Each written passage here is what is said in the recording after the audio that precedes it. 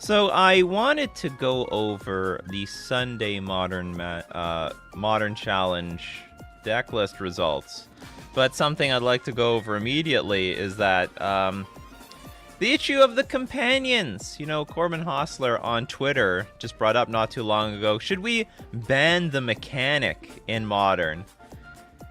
And truth be told, we come back to this discussion about the companions. Companion this, companion that. But we can just look, just visually look. All right, there's no companion here. Companion, companion, companion. I see the big square brackets. Companion, companion. Even the control decks are playing companions now. Companion. Mono red prowess, again, companion. Burn. That's 50-50 whether they're going to run a companion or not. Companion. Companion. So the top, we got companion, companion, companion. Jeez. Companion. If you're not Murktide or Yawgmoth, you're very likely a companion deck. Companion. Companion. Companion. Companion. Companion. Companion. Companion. Companion. It's so many companion decks. It's gotta be like 70% of the field. Maybe 75. Lurrus, Lurrus, Lurrus, Lurrus, Lurrus, Lurrus.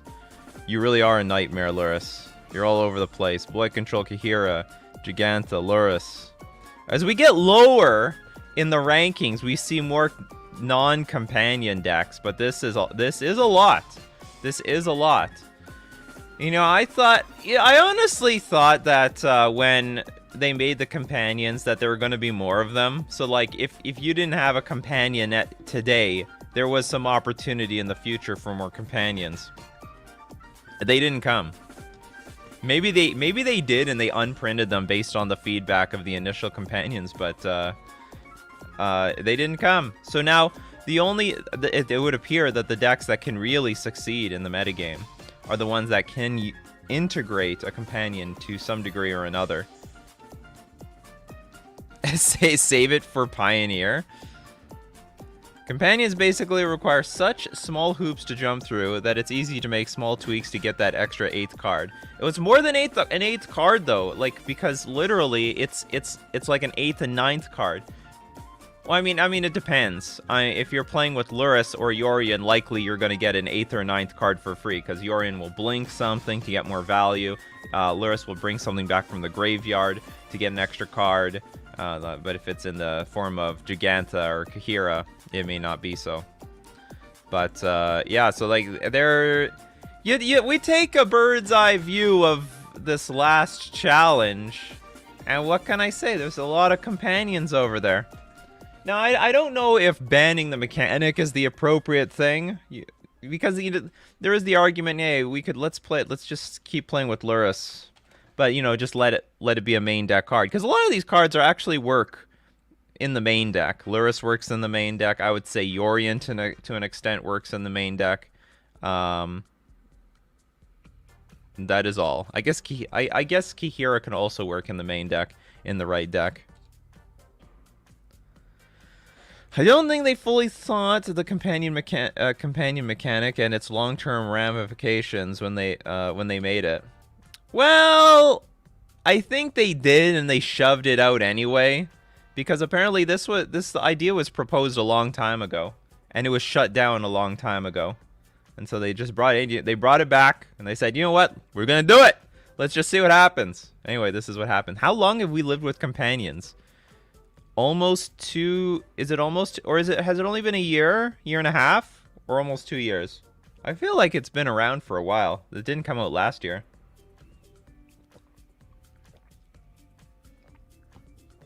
But it wasn't in 2019 either. Oh yeah, so like I guess we've lived with it for about a year and a half now.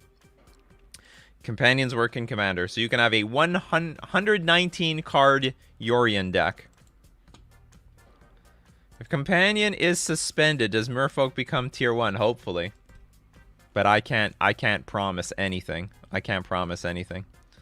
Alright, what are the comments on the ground floor regarding the companions? Nikachu could get his stream faster if he used a wig. Or a cap. If I just put a cap on. Late today, yeah, that's right, daylight savings time. Got to get used to the new time, people. Got to get used to the new time. Companions are BS. You have spoken. I've recorded data for companions since Modern Horizons 2, and they're about 50% of the meta since then without fail. Well, what about now? Like, now it looks really bad. How many decks do we have here? We need the data experts to tell us how many companions there are in the metagame. Percentage-wise. Yeah, bottom half doesn't look like a whole lot of companions. As you move up, it's like almost exclusively companion decks. Oh, and Norman here. Talking like my brother. Play a 61st card in your deck for free. If you want the power of the companion, just play the 61st card in your deck. Yeah, we could have a running count how often I'm going to say the word companion. So it's completely lost meaning at this point. They said we were getting more companions in future sets. I don't remember them saying that. And it hasn't materialized. Anyway, I thought that was interesting. You know, we should start maybe paying attention to the data, but the most recent data. How dominant are the companion decks versus the non-companion decks? Obviously, you know, especially Modern, which is a format, you know, founded almost in card advantage. The fact that one class of players gets to play with an 8/9th card, and the rest of them have to just grind it out the old-fashioned way. Not looking very fair. And it's very hard to mold your decks specifically for these companions. But anyway, welcome to the morning show where we discuss all things Magic. Welcome to Coffee and MTG. I am your host, Nikachu, the Merfolk Master. Good morning, everyone. And, of course, what is a good morning without sponsors? FusionGamingOnline.com. Deal of the week this week, save 15% off all HP and damaged MTG singles. So, any wonderful commander cards that, you know, you don't care. Maybe you're looking for that commander bomb. It was a little too pricey. And you don't care about the condition. You know what? It could have gone through the dryer. The dog could have chewed it up. Now you get a big discount, 15% off HP and damaged singles from FusionGamingOnline.com. But also, don't forget to use coupon code Nikachu to get an additional 5% off on top of the 15% off. And it supports the channel. We're also going to thank Mana Traders, the premier place to rent Magic cards online. And GP Vegas is coming around the corner, and if you aren't decided on what deck that you want to play, this is the best way to play test all decks in the metagame to find out what is the right deck for you. Or maybe you got a special brew that you want to bring. And by brew, I mean like you'll just exchange 4 or 5 cards out of a tier 1 deck and try your own pet cards. This is the way to do it. You can support the channel using my Mana Traders link in the description below, or save 15% off your first 2 months using coupon code Nikachu. Alright, good morning, everyone. Good morning. Good morning, Kaya, Aztec Guy, Edward, good morning, Ventric, Trevor, Mikey J. So are we spiking the price of subtlety? Is subtlety going up? Nope. Looks pretty dead. I mean, if there is ever a time to buy a card, that is what the graph looks like. I don't know why everyone wants to buy a card when the graph is going down. In my opinion, this is the best graph of when to buy, when it's flatlined. I can't understand people. They're asking me, is it a good time to buy X card? And the graph looks like this. Like, if the price is flat, then that means that is, like, more or less the fair price of the card, and it's very unlikely to go down unless there's a reprint around the corner. Like, you don't want to buy a card as it's going down, in my opinion, because you don't know where the bottom is, right? Although I do have to say that you should buy if the price is going down, you should buy it at a price that you are comfortable with, especially if it's a card that could spike back up out of nowhere.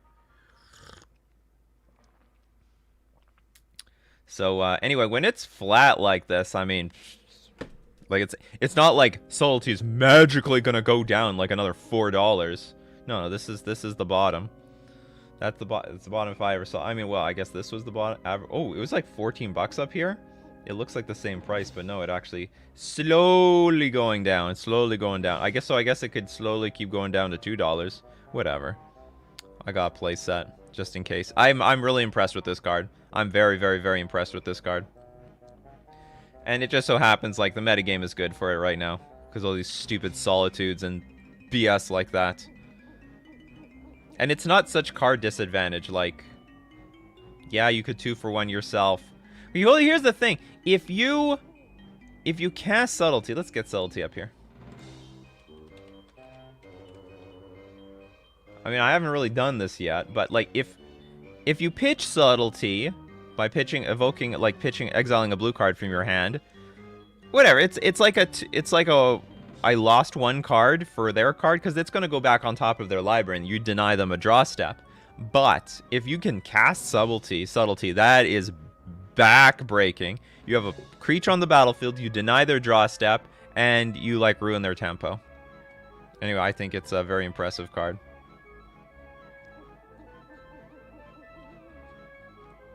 At Modern Horizons 2 release, I was not so impressed with this card.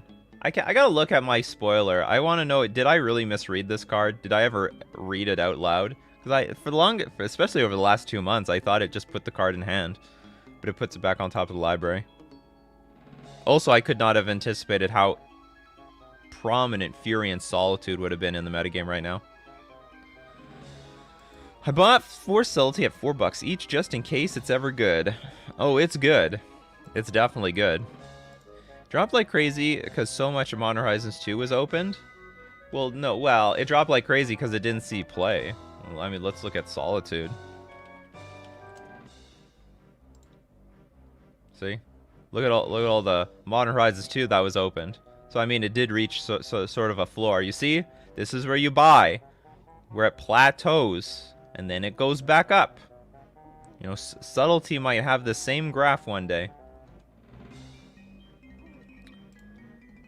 It's like no, but that's the thing. It's not the Remand version. It's the Ether Gust. See, that's the thing. I thought Subtlety put it in their hand, but it doesn't, because if it puts it, let's say I Subtlety Solitude back to my opponent's hand, then they could just play Solitude again on the same turn.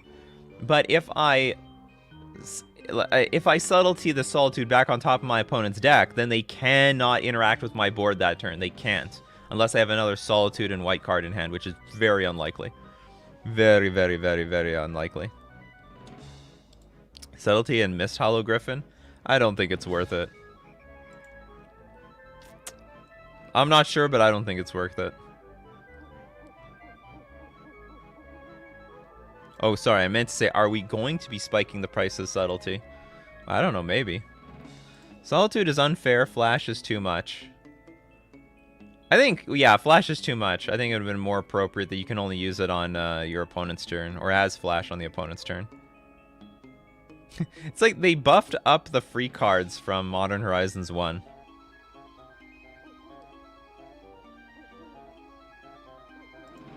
It dropped like crazy. Look at the fetch lands for an example. Yeah, the fetch lands definitely went down.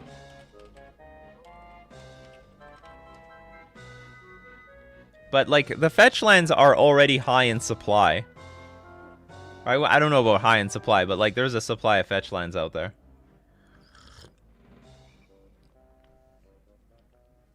What do you think of Subtlety and Bluetron? Probably not that good.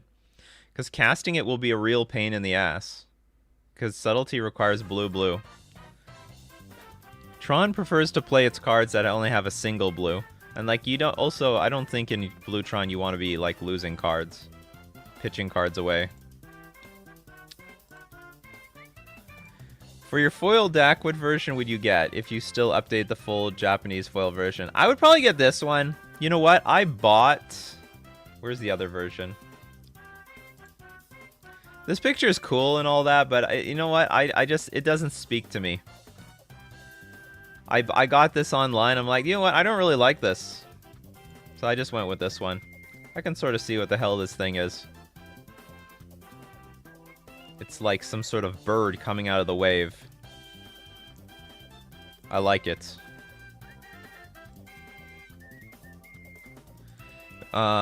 Black Vic. Could this be a nice moment to change my Abzan midrange for an Abzan Stoneblade, selling my Liliana's of the Veil for some Stoneforge Mystic? Yes.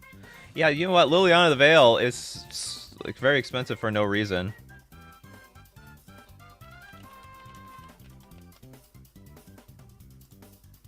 Price memory, people. Look, some people are already selling into the hype. They're like, okay, you know what? Maybe this card, we gotta get rid of it. So, like, Liliana of the Veil is grossly overpriced. This card sees no play. Anywhere. Like, anywhere. It's being held on by price memory. But, yeah, I think this would be a good opportunity to sell your Liliana of the Veils. Get yourself some Stoneforge Mystics, which see plenty of play right now. Good God, $55. Oh, it was even higher earlier. It got as high as $75. Twice. So anyway, that's quite a reasonable plan. Subtlety helps protect my Saheeli combo from Solitude. Oh, good God.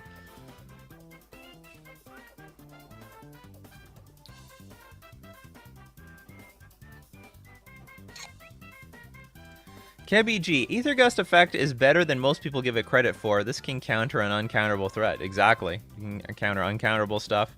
But still, like, you know, more or less ruining your opponent's draw step is also important. Although they can put it on the bottom, but then you just get rid of the creature.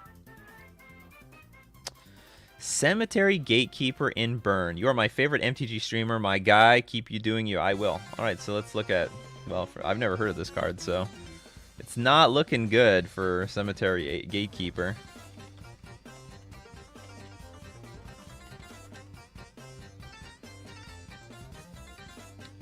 We've got Vampire. Oh, this is the 2/1, 2-mana, first strike. Enters the battlefield, exile a card from a graveyard. Whenever a player plays a land or casts a spell, if it shares a card type with the exiled card, Cemetery Gatekeeper deals 2 damage to that player. Not good enough. A little too clunky. So like you know, I know, maybe in the right deck this would be good. I think, like, I imagine against like a Scape Shift deck or something, if you could exile a land, maybe this would end. And if they don't have enough removal, like, the problem is, like, there's just too much removal in the format. They just kill this thing. I don't think this is what Burn wants, but maybe in the right side, in the sideboard against the right matchup, in the right metagame, could come alive. Any sideboard for mono black versus control. Spreading Seas is strong versus my double black CMC. Feed the Swarm is not bad. Urborg? I don't know about, like, you could play Urborg so that your Spreading Seas will add black again. Maybe you're already running that. Urborg, Tomb of Yawgmoth. The Tomb. And that's a good mono black card. You specifically just want to beat Spreading Seas? I guess you could feed the Swarm. I think Urborg is just your answer, though. Defeat enchantments with lands, or just play more lands. I don't know what your mono black deck looks like. Maybe you should run Aether Vial. Play your creatures with Aether Vial. Can't Spreading Seas that. Super Dark Aqua. Instead of Solitude, do you think it would have been more fair to just print swords? You can snap back swords, but can blink Solitude multiple times. But they've printed swords a million times. It was new design space. It's just new design space, that's all. I mean, they tried something new. I mean, they didn't go into Modern Horizons 2 thinking, hey, let's make swords. No, I mean, they tried something new. They put, like, you know, effects on creatures. So Subtlety and Jason Mind Sculptor sound like a neat little synergy. I don't get it.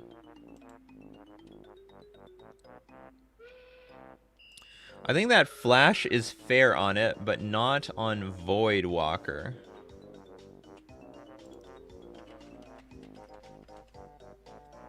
I don't know. I can't keep up with this chat. What the hell are you guys talking about? I think that Flash is fair on it, but not on Voidwalker. Voidwalker doesn't have Flash.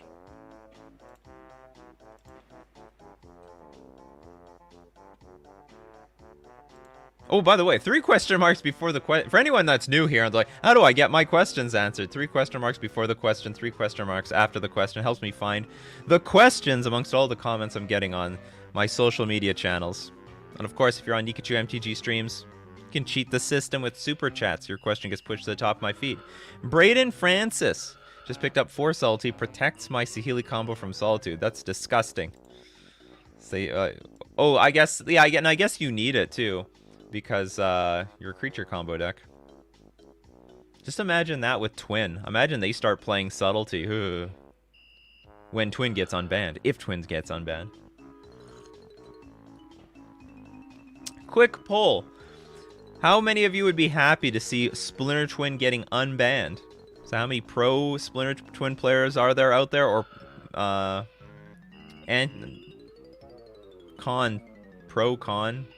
anti-Splinter Twin players. I don't think anti is the opposite of pro, but quick poll. You know, Aspiring Spike playtested Splinter Twin with Caleb Durward not too long ago. Mitch is pro Twin. AS likes the sound of that. I think Twin is fine. Andrew says nope. Brandon says no thank you. Richard also says no thank you. Absolutely not. Benjamin doesn't want to see any Twin in Modern. I wasn't there during the Splinter Twin era. It wasn't a bad time. It wasn't really that bad. But it was considered... I think it's the... You know, I think Splinter Twin more than anything is just nostalgic. It reminds people of, like, the best time Modern had ever been. Which I think is very debatable. I'm more pro-companion ban than pro-unbanning. Alright. Then a pro-unbanning of Splinter Twin. It's fine today. It's fine seeing it. No, keep it banned. Big nut. Unban it. Fuck it. Let's just see what happens. I don't care. Sorry. Twin for President 2024.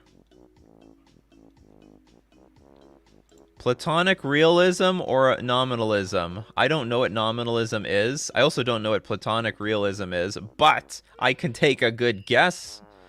Well, should I look this up? Platonic realism. I have a feeling we have an artist in the chat. It's the philosophical position that universals or abstract objects exist objectively and outside of human minds. It is...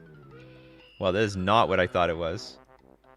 Universals or abstract objects exist objectively and outside of human minds. It is named after the Greek philosopher Plato, who applied realism to such universals which he considered ideal forms. Man, I took a philosophy class like a super long time ago. 20 years ago. Nominalism.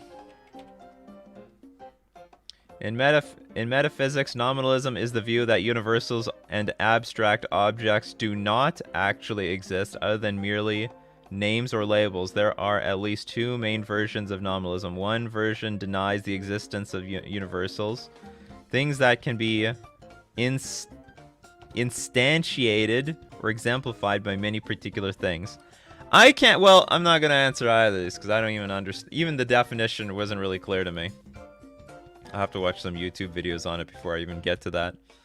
Okay, the fake doctor is against Twin, pro Twin. How is playtesting going for Vegas? It is going. That's the point. I hope to learn.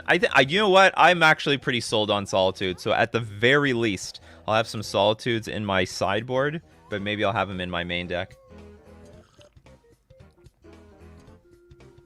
Maybe I'll have them in the main deck. Steven says, no thanks. It should stay banned. Brandon's pro Twin. Do you think Twin would just be another Ragavan deck? It could be. At Ragavan with Twin actually sounds pretty boss. It's like Or maybe not. Maybe it doesn't work.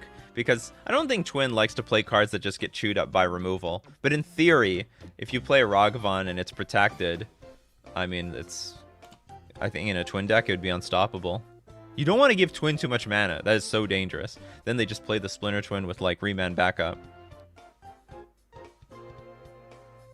Twin would see no play. Pod would be fine, too. I think that's a bit strong. Yeah, I think Twin will definitely see play.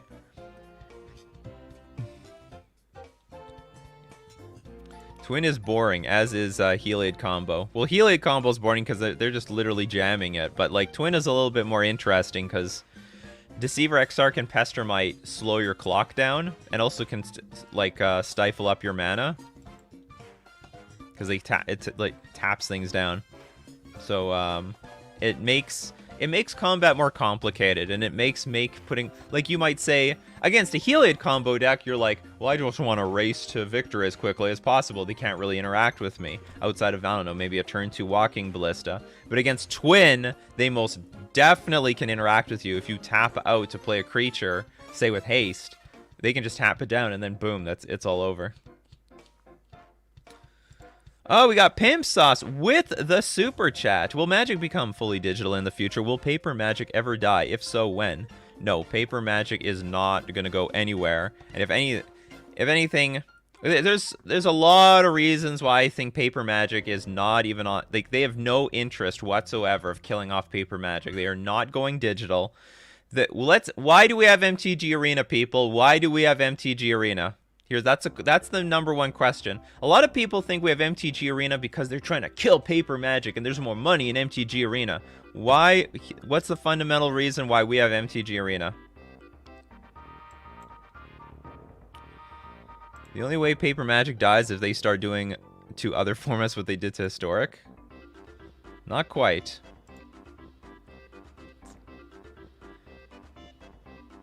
So let's go over the history of digital Magic. We had Magic the Gathering.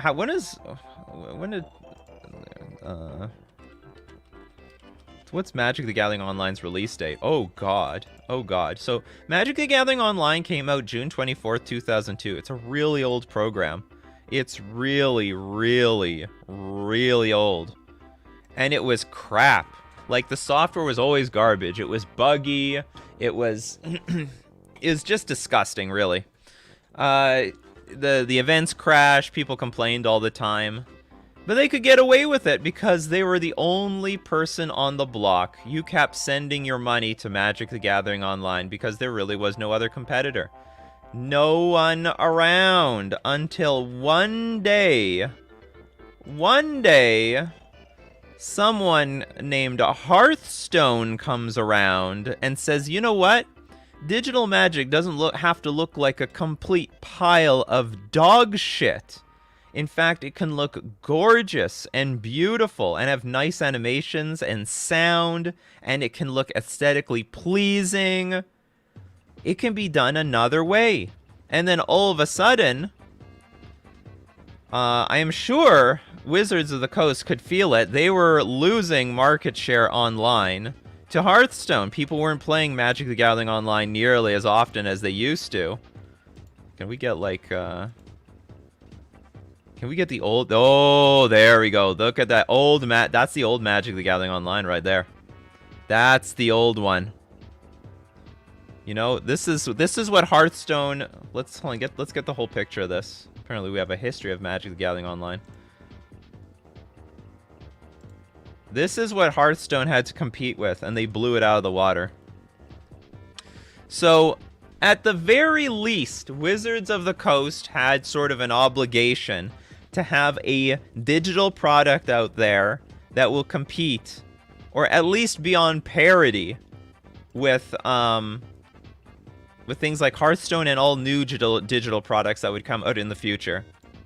But it wasn't really to replace anything, because there's, like, all sorts of things that we got. There's Hearthstone. Okay, Hearthstone is one. What other digital products are there? Digital card games. Hearthstone was also designed as a digital game, and Blizzard had decades of experience making digital games. Going from paper to digital like Arena is attempting a much... It is a harder task. It definitely is. Although they can... Honestly, they can change the fucking rules to the game if they wanted to. And they did! Online, on Magic the Gathering Online, how many tokens can you have online? We have Yu-Gi-Oh! Dual Decks. Like, in Paper Magic, you can have unlimited... Hold on, is this is not a digital product. Okay, hold on, what was it? Artifact card game, right? Can we have 256 tokens online? I don't actually know what the number is, but the point is we have a limit. So we can change the rules if we want to. Wizards could just say you can only have like 100 permanents in play and then that's it, and deal with it. Like, what do they should actually calculate on average how many permanents we usually have, and it would change the game. But like, you know, Wizards has changed the rules a million times. So here's another digital product. So it was mostly, in my opinion, MTG Arena. There's another one. There's also the Pokemon Online TCG. Oh, it's 250? Whatever. Close enough.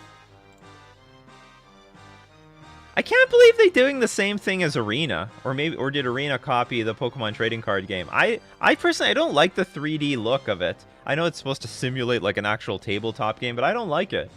I like it. I like my 2D dimensional stuff.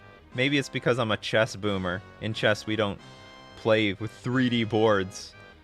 But so this is what MTG Arena is for.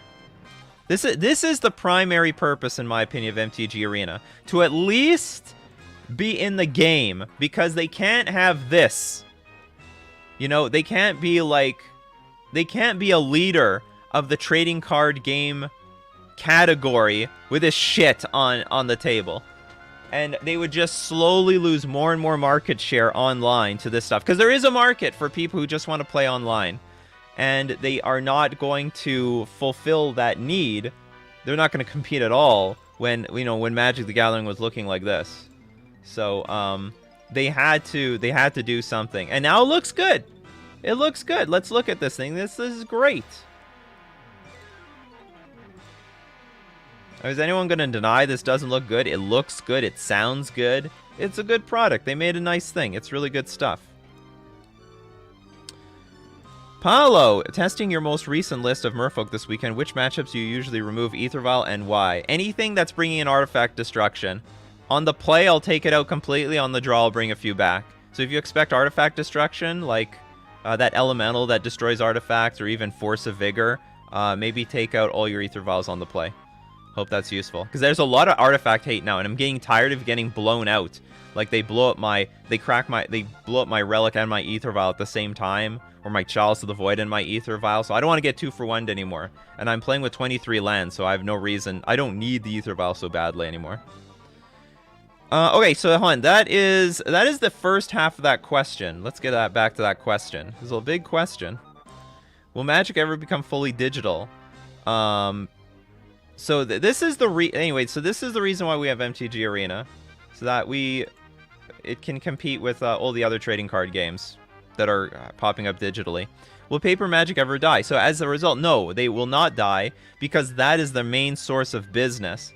And also, if you see where the world is heading towards huge mental health problems and issues. People are feeling more isolated today than ever before. You know, we're online more often. We're not engaging with actual human beings like we used to. And I don't think the digital products help that. I mean, the digital products, to a large degree, continue isolating people.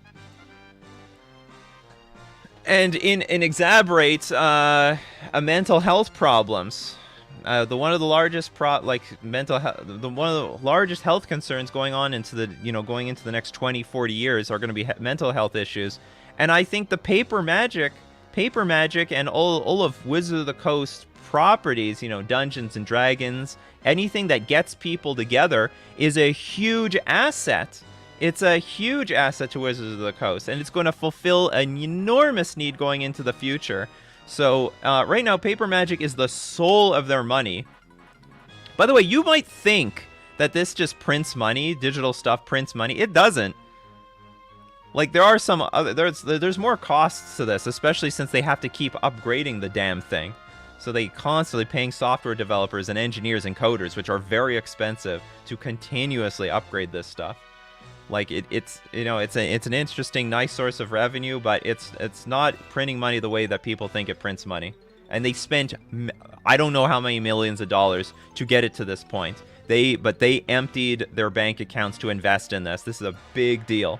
So Paper Magic, a big future to Paper Magic and all of the other tabletop games. Anything that's going to bring people together and increase socialization. So Digital Magic, because Digital Magic can't solve that. Not even in the slightest. Someone said something about a PhD. The fake doctor. Well, you're doing a PhD, so you're pretending to have a PhD at the moment? Paper Magic is a much welcome break to a week in my office on my own. All right, okay. Exactly. And a lot of people, yeah, Commander. What do you think Commander is so popular for? Because you can play it online? No, it's because you can get with your friends and stuff like that. You know, you have fun. It's like, that's the soul of Magic the Gathering. So you think, and remember, like 95, in my opinion, 95, I don't know the numbers, so I'm just throwing this out there. I think 95% of Magic players are Commander players or kitchen tabletop players that everyone plays with their buddies, not one-on-one tournament grinders. So would they want to throw away 95% of their customers, 95% of their revenue? No, they wouldn't want to do that. It would be insane. So actually, Paper Magic has a huge future. I never thought they would get rid of it. I know a lot of people were scared they were going to get rid of it. I never, in the slightest degree, thought they were ever going to get rid of Paper Magic. It makes no sense at all. Nothing at all.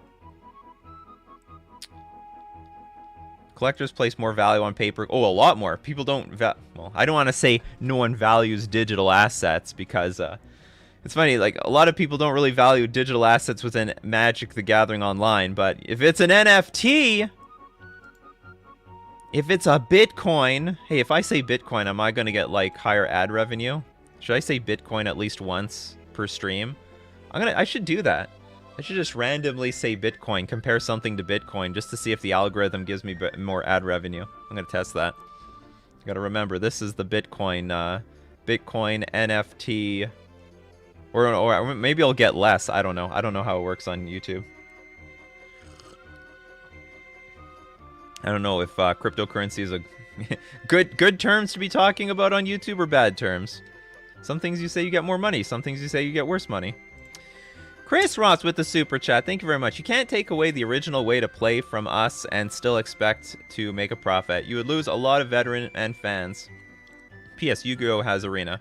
Oh yeah, I believe it. I believe Yu-Gi-Oh! Has some digital product. Don't they have like an actual handheld game as well? Hey everyone, this is Nikachu, Bitcoin Master. Not really. I don't know it. I don't want to say I know nothing about Bitcoin, but I don't know anything to make a channel out of it. Nor do I care. Full disclosure, I own no Bitcoin or any cryptocurrency or any of that stuff. To hell with that.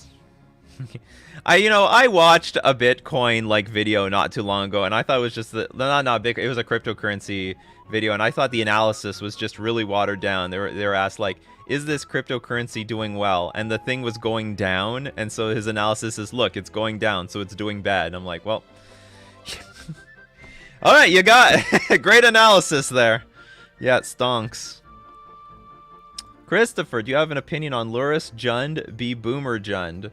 Oh, you mean versus Boomer Jund? Luris Jund is above and beyond way better than Boomer Jund. Boomer Jund is dead as far as I'm concerned. There's tons of Jund being played and winning, but it can't be Boomer Jund.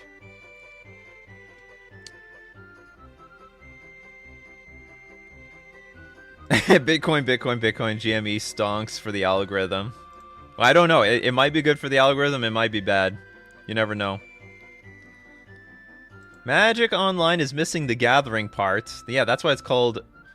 Maybe it just should be called MTO. Magic the Online. Or maybe... That's why they call it... Actually, you know what? It's officially called Magic Online. Look, let's look it up, people. Magic Online. This is its official name. Oh, no, it's not. Oh no, it is Magic the Gathering Online. I thought it was all... maybe I missed the... Hold on, let's go Magic. Oh, it is Magic the Gathering Online. Oh no, this is Arena.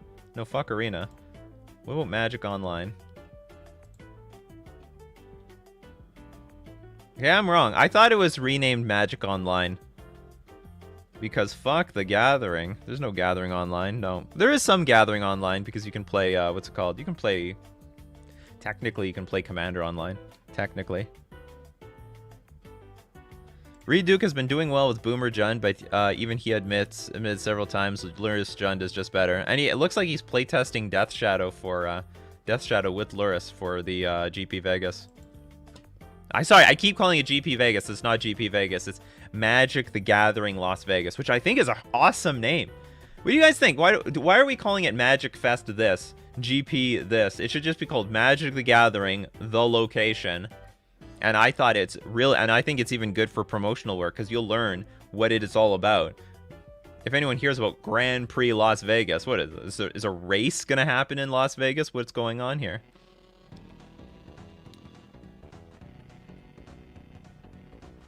The thing about crypto is that it's a currency useful just for existing. For now, it's the cheapest way to handle information online.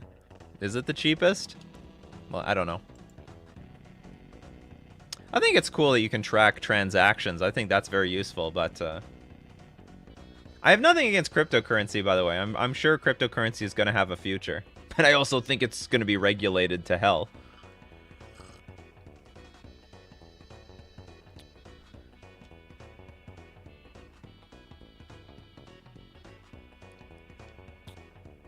Dan Blake's like, Dan Burke. I think Boomer Jund is still great. Everyone is too obsessed with Luris as a companion. Can't we still play Dragon Rage Chandler and Monkey without Luris so that cards like Bloodbraid Elf and Veil could still be in the 75? Well, that's the problem. Like, Liliana the Veil is not good value. Bloodbraid Elf is fine because that's a 2-for-1 in itself, but sometimes it's not a clean 2-for-1. Sometimes you hit Inquisition or Thoughtseize late in the game, your opponent doesn't have anything to take. There's a lot of poopy things you can get with that Bloodbraid Elf. And a 3/2 creature is completely outclassed at this point by, like, everything. It should be called The Gathering Las Vegas. I bet there's a problem with that. I would bet that The Gathering is, like, already copyright taken. I bet they don't have the rights to The Gathering. So I just looked up The Gathering. We have homepage The Gathering, cultgathering.com. The Gathering Global is an online community that unites both in-person and online pass holders. Whatever that. What the hell is that? And there's also a band called The Gathering. That's going to be a problem for Wizards. See, that's the problem with the name, like very generic names and words like this. Very likely they don't have the rights to use that name. Jose with the super chat. I think an enchantment of the paper experience, an enhancement of the paper experience with the advancements in VR tech using Google Glass could be an interesting avenue for Wizards of the Coast. So, like, you mean like play? Well, I mean that's basically what what's his name? Mark Zuckerberg is trying to do. He's trying to create the metaverse, do everything in virtual/augmented reality. So don't be looking at Google for this, because Google is not... I don't know how much money Google is pumping into VR and augmented reality. Or maybe they're ahead of the game over Facebook. But anyway, Facebook said, you know what, this is where the world is going, and that's how we're going to do it. So maybe there's a possibility for something like that. Yes, and it's a famous band, by the way. Well, I never heard of it. No, I don't know a lot of bands, though. Flesh and Blood own The Gathering now? Hold on. So, yeah, hold on. What do they call it? Flesh and Blood Gathering? No, they called The Call. Will you answer the call? Let's see, hold on. Flesh and Blood The Gathering? What was...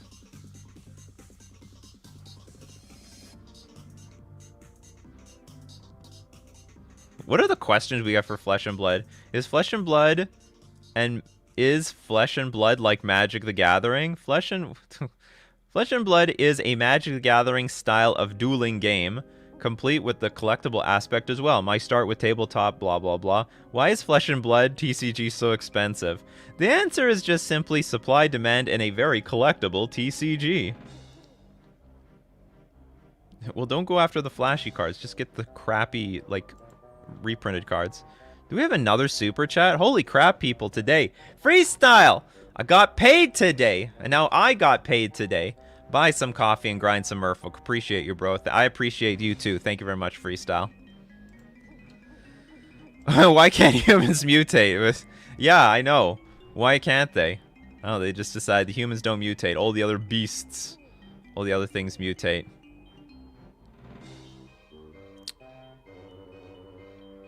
Wouldn't it be better to talk about the Dune movie for the algorithm now anyway? I don't know. I haven't seen the movie either. Good morning, Nikachu. Did you see the merfolk list I tagged you on Twitter? Well, how long ago? Let's see. Well, maybe you freshly tagged me? Did you tag me while the show's been going on? No, it must have been earlier.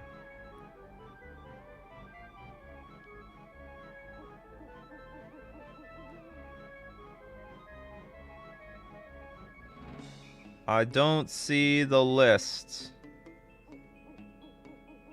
Did you tag the right Nikachu? There's not a lot of Nikachus, but there's more than one out there. I don't know. Tag me again. Anyway, alright. So we've got... you know what time it is, people. Well, you don't know because you don't hear it yet. But now you do. It's time for deck list review. Alright, so if you want your deck lists, you want to submit your deck list for feedback by the community and myself, even though I'm not an expert on any of these formats, except for maybe Modern, use the command, !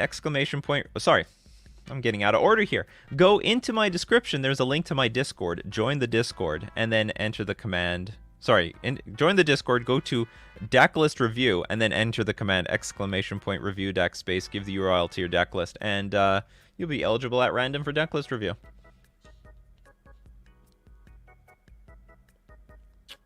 Are you going to run Kieran your 75 for Vegas? Watch your gameplay. Very likely. Because I expect a lot of Murktide decks.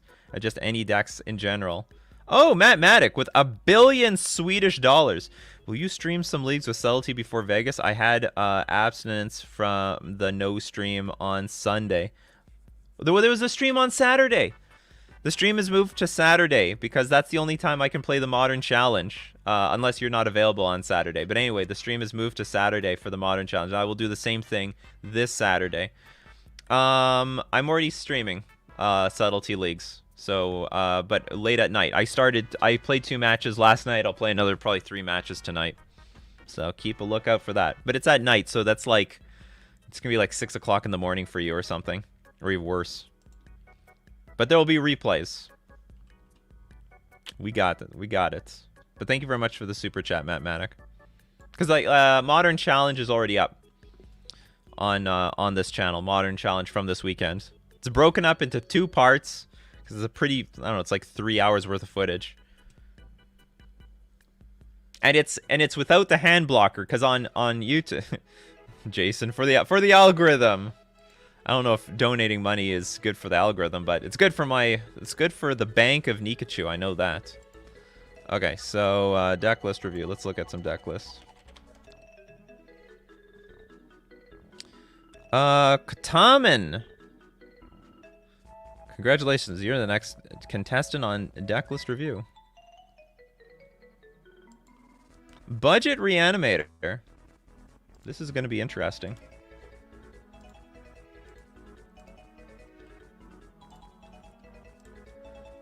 By Pleasant Kenobi. So Pleasant Kenobi's budget, yeah, I'm guessing budget online. Chancellor of the Annex and Elish Norn, Ashen Rider, Grizzlebrand. What's the form? Oh, it's Legacy. Okay, it's Legacy, people. It's not. Started seeing Cabal Therapy and I started having second guesses about what format this is. Oh, you tagged me. I saw that list. I mean, that's the list that I was playing, Brandon. More or less. I made some changes because I don't agree with all the cards, but like maybe I shouldn't disagree. The guy's killing it with the list. But I played against him in a league, and he completely changed his list. He had, like, Harbinger of the Tides and Benthic Biomancer and everything. Anyway, Cabal Ritual, Dark Ritual, Duress, Entomb, Faithless Looting, Reanimate, Exhume, Unmask, Lotus Petal, Animate Dead. What makes this budget? Bloodstained Mire, Marsh Flats, Overgrown Tomb, Polluted Delta, Swamp. Let's see the Magic the Gathering Online prices. Wow, Lotus Petal is some real money on Magic the Gathering Online. Coffin Purge, Duress, Relic. That's a weird one. Why Relic? Because it can exile your own graveyard. There's a guy, isn't there, like, at least play Soul Guide Lantern.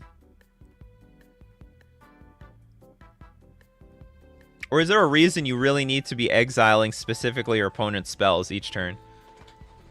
Or it's like specifically, like, not cracking the damn thing. I would guess Soul Guide Lantern is a better sideboard card. Unless for some reason you need to exile your own graveyard. It's budget because it's not playing the dual lands. That's okay. We're going to kill your opponent in turn 1 anyway. Assassin's Trophy, Return to Nature, Shenanigans. Whoa, whoa, whoa, whoa, whoa, whoa, whoa, whoa, whoa, whoa. How many colors are we playing here? We're playing 3 now? Say what? Swamp. Bloodstained Mire. 1 Overgrown Tomb? Okay. Okay, whatever. Return to Nature, Shenanigans, Reverent Silence. If you control a force, you can have each other player gain 6 life. Instead of paying Reverent Silence's mana cost, destroy all enchantments. Archetype of Endurance. Iona, Shield of Emeria. The deck is fine. It's a good one. It's a good deck. I just don't know about the Relic. I don't understand this card over Nihil Spellbomb. Like... Because the thing is, you're a graveyard deck, so why do you want to pop this and exile your own graveyard? It would seem better to have, like, Nihil, Spellbomb. Oh, is there no fetchable? Oh, but we have 1 looting. Bloodstained Mire. You know what? That's a good catch. We should have 1 Blood Crypt, I guess, in this deck over a Swamp. I guess we should have 1 Blood Crypt over a Swamp. We don't have many red cards in the deck, but I mean, we do have red cards. Like, this is pointless unless you like, literally need Lotus Petal in your hand. Otherwise, this Faithless Looting is pointless. It's a good catch. Really good catch. Flavio, doing great this morning. Okay, so, I think you should replace... Relic should be replaced by either Nihil Spellbomb or... Soul Guide Lantern. And really good catch by the community here. That's why we got your eyes on this thing. Yeah, that's a really good catch. If we don't have a red source, like this, Faithless Looting is almost a dead card in the deck. You literally need Faithless Looting and Lotus Petal in the same starting hand. Otherwise, it's useless. But I think between Lotus Petal and, I mean, ideal. How many fetches we have? 8, 12. 1 Blood Crypt, that's 13. That's pretty close. That's good enough. You know what? I think that's good. That's good enough. All right, so, and then that's it. I mean, the rest of the deck is fine. You know, the rest of the deck, it's got its idea. Well, Animate Dead, Enchanted Creature. Ah, that is such a pain in the ass to read. That's an awful card. Thoughtseize for the main and Pithing Needle for the side, maybe a Sire of Sanity. Well, I mean, you could use any cards. Like, Sire of Sanity is always a card. I think the deck is budget, but the deck is budget, remember. We are playing a budget deck, budget reanimator, so the only hand disruption we're going to play on a budget is Duress. Oh, and I guess Cabal Therapy. Cabal Therapy is not, you just name Force of Will. I guess it's a bit harder, you got to name Force of Will and Force of Negation. Can't name them both. Anyway, thanks for submitting the list. It's actually not a bad list. Pleasant Kenobi's quite the brewer out there. Tapping Taz. Congratulations, you are the next contestant on Decklist Review. And you submitted your deck on the absolute worst site of all sites for Decklist Review, deckstats.net, where we can barely see the card at all. Oh, it's terrible.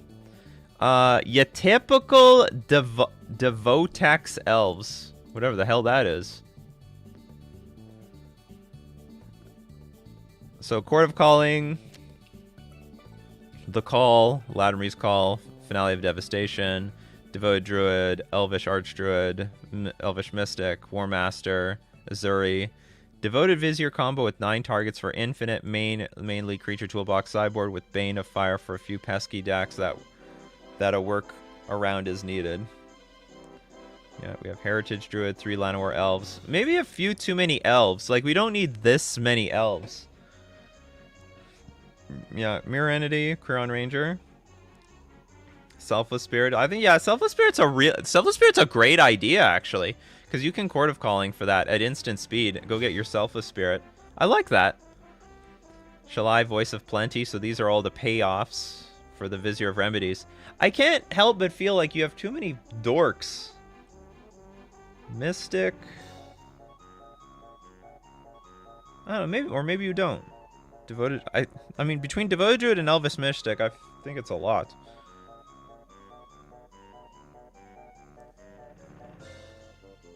Selfless Spirit is definitely underrated, and if you're already going in the direction of white a little bit, Stomping Ground in a red-white deck? I think this is a bit fancy. I think this is very... I don't know if these red cards matter.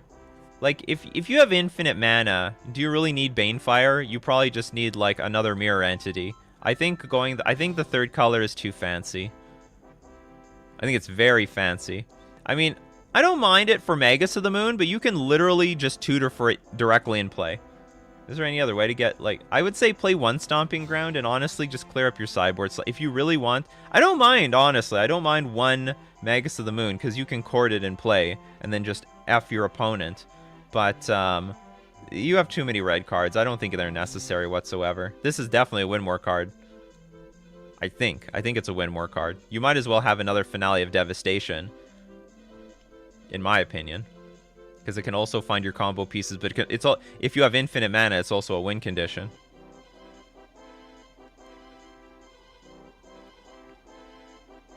Well, well, we don't win with Craterhoof in this in this deck. We're winning with, like, what's it called? Mirror Entity. Just make everything enormous with infinite mana. Craterhoof is the classic way of winning, by just tutoring out a Craterhoof and hopefully everything's big enough and you win. But I like it. I like the infinite mana. So I would clear up your sideboard slots. Probably play more Endurance. Endurance is a very good card right now. Cemetery, Gatekeeper, Collector, Oof, Draneth Magistrate. Or I don't know, maybe I don't understand how this deck works, because you have a lot of ways of finding, like, a few copies of a card. Hushbringer, Knight of Autumn. Oh, Hushbringer works really well with this deck, because you don't have any ETBs. Knight of Autumn, Magus of the Moon, Phyrexian Revoker, Skyclave Apparition, and Throne the Lastral. I think you could free up 4 Cyber slots here. It's an elf. How is an elf deck clunky? They have so many mana dorks. It's all mana. All mana all day. 24/7. They are making mana. Why not play the Hurt Snake? I never heard of it, so. Hurt Snake? Such a card does not exist! I don't even know what it is, though. But Vizier's part of a combo. Okay, so if anyone doesn't know what the combo is, Vizier says if 1 or more -1/-1 counters would be put on a creature you control, that many -1/-1 counters are put on it.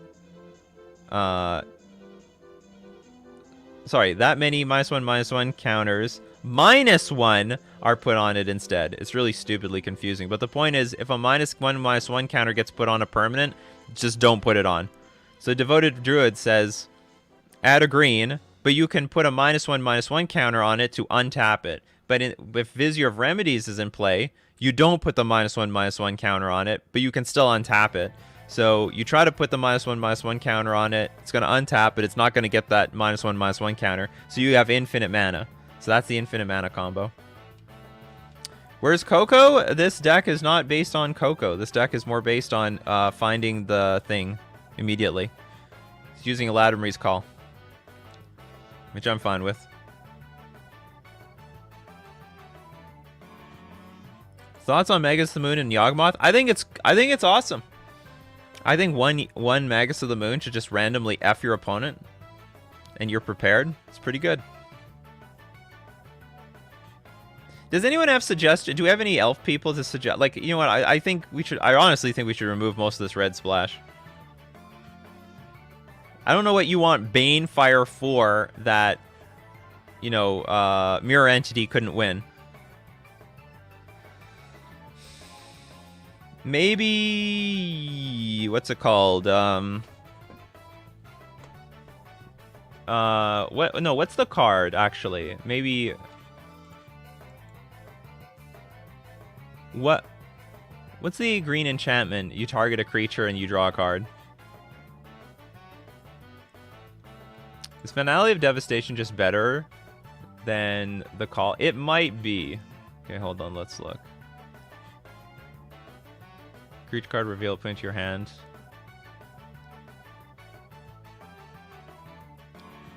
You can get it from your graveyard too.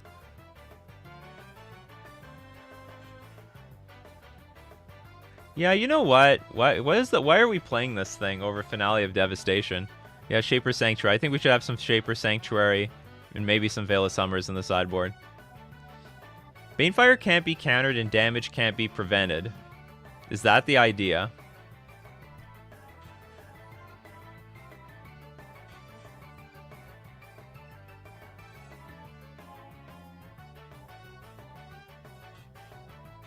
Okay, whatever. Whatever. I think this I don't know what matchup this is for.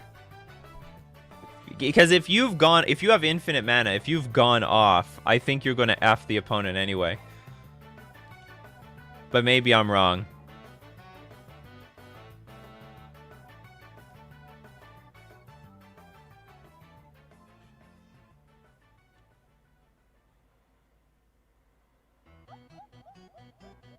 Thing with Shaper Sanctuary is EE is everywhere, Engineered Explosives.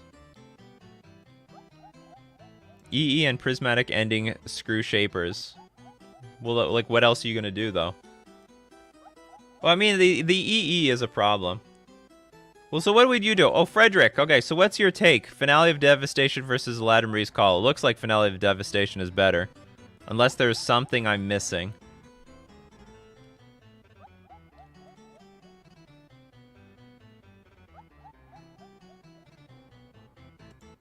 Wouldn't Hierarch be better than Mystic?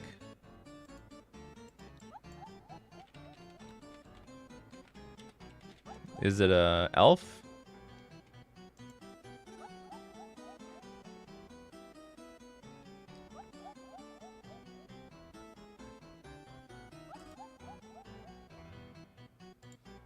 I know it doesn't attack for very much. Ugh. Keep screwing up the I and the E on this. No, it's a human druid. It's not an elf. I think that's the problem here. Human.